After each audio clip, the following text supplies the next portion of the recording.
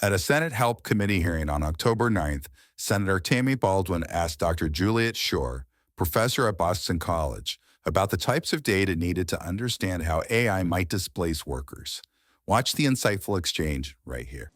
I've had a lot of constituents visiting me recently, and I often ask, how do you use AI in your work? And I've heard some fascinating examples of how AI can be used to benefit workplace tasks, as well as a lot of concerns about AI's potential to eliminate jobs.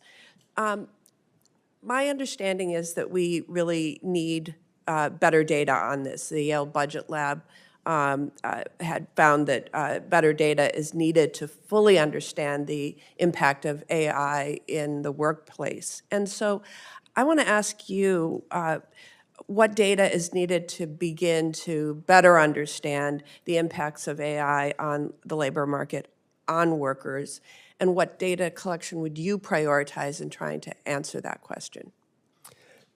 Thank you, Senator, for your question. As it happened this morning, I was working on a survey that we are developing on AI use.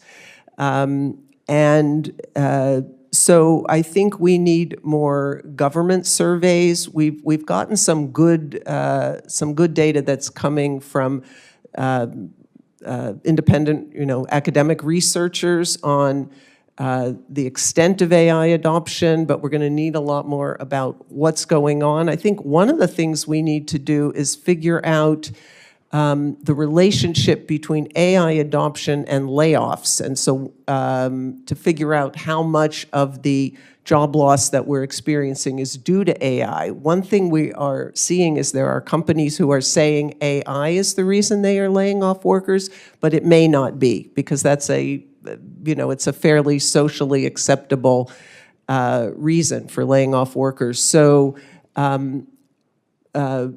more detail on how AI is being used and detail on job loss. And putting those two things together would be really useful. For more congressional news, stay tuned to Congress Clips, and thanks for watching.